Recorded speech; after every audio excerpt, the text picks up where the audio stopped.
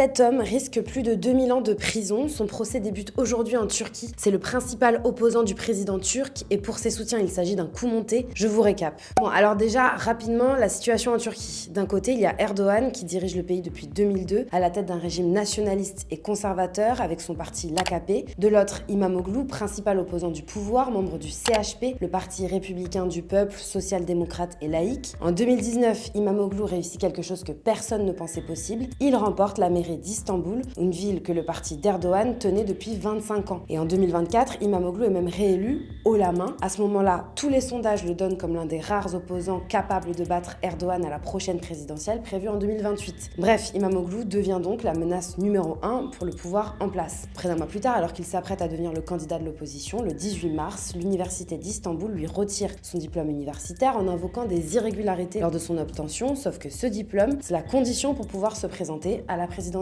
Le lendemain, le 19 mars, le parquet l'arrête pour crime organisé, corruption et lien présumé avec le terrorisme. Son arrestation est spectaculaire, alors qu'il y a des centaines de policiers qui encerclent son domicile. Imamoglu se filme chez lui dans son dressing et déclare « Nous sommes face à une grande tyrannie, je ne baisserai pas les bras, je m'en remets au peuple, sachez que je resterai droit et debout. » Mais alors, qu'est-ce qu'on lui reproche officiellement? Un acte d'accusation de plus de 3700 pages le dépeint comme le fondateur d'une organisation criminelle qui aurait détourné 160 milliards de livres turcs, environ 3 milliards d'euros, 142 chefs d'inculpation, corruption, extorsion, blanchiment d'argent et j'en passe. Selon le parquet, tout cet argent aurait servi à financer sa campagne présidentielle. La presse pro-gouvernementale appelle ça l'affaire de corruption du siècle. Et son arrestation provoque les plus grandes manifestations dans le pays depuis plus d'une décennie. Des centaines de milliers de Turcs sortent dans les rues. De nombreuses voix s'élèvent pour dénoncer un coup monté pour évincer Imamoglu de la scène politique. Et les faits sont troublants. L'essentiel des preuves repose sur les déclarations de témoins anonymes et de co-accusés qui ont accepté de témoigner contre Imamoglu en échange d'une réduction de leur peine. Bon, et le procureur général d'Istanbul qui a lancé toutes ces enquêtes, Hakim Gürlek,